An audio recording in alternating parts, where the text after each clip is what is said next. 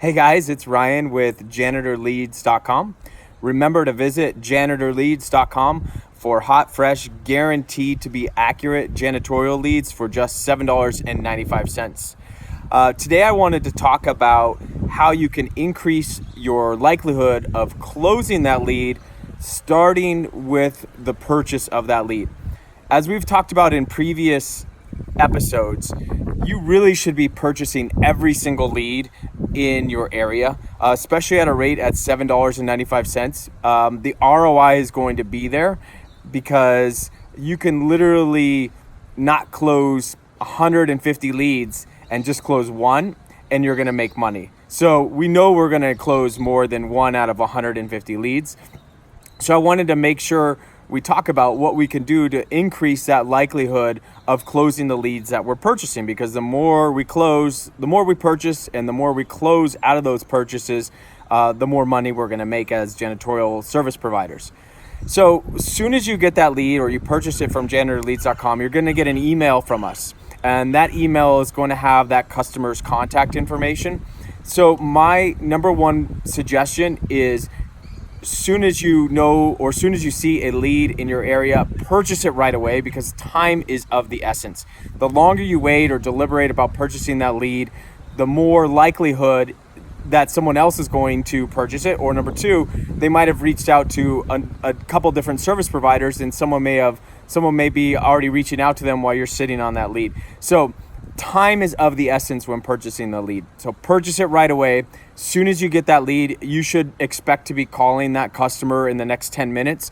If you're not going to do that, you're going to decrease your likelihood of closing that lead.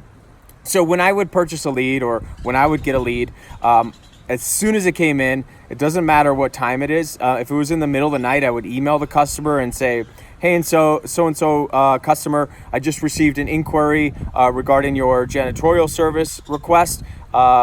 Please give me a call at XYZ phone number so we can set up an appointment. If I purchase that lead during the day, I'm going to be calling that customer within the first 5 minutes. So once you get that customer information, you're going to find out the customer's address, you're going to find out their email, their phone number, and the company name. So the only thing I do before I contact a customer or a lead is I'm going to do a little bit of research to see what type of commonalities that I may have in common with that particular customer. So those commonalities could be other types of businesses that you service which are similar, like maybe it's a medical office and you clean a lot of medical offices, or you specialize in medical cleaning. But it doesn't have to be cleaning related. You could say, I saw your profile on LinkedIn and I saw you went to XYZ school. I also went to XYZ school. It could be about the location they're in. I saw that you're on 20th Street and Camelback, and I just drove by there and I saw your business. Or it could be about how you've used their product or service in the past. Oh, I've used your pest control services in the past. I think you guys are amazing. So try to find some commonalities that you can speak to once you talk to the customer. So you got those commonalities in line, you got the contact information. I'm going to pick up the phone and I'm going to reach out to that customer. When I reach out to the customer, I'll introduce myself. Hey, this is Ryan with XYZ cleaning company. I'm just calling to follow up regarding a lead that we received from the website, and set up a time for us to do a walkthrough.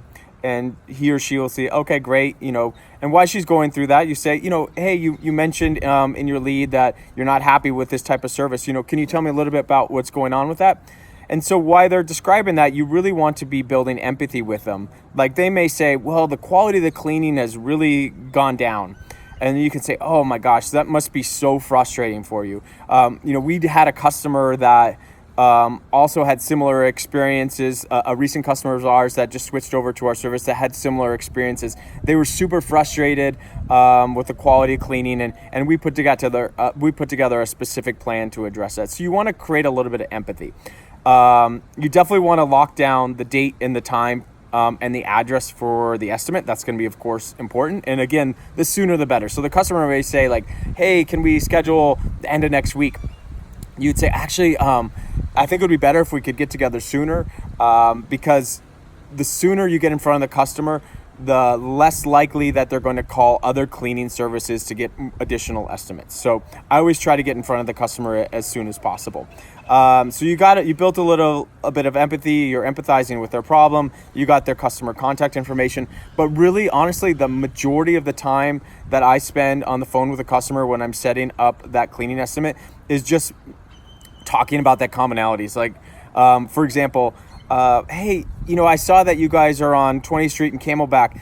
I just drove by your location, and I saw your sign outside, and I was super curious about it.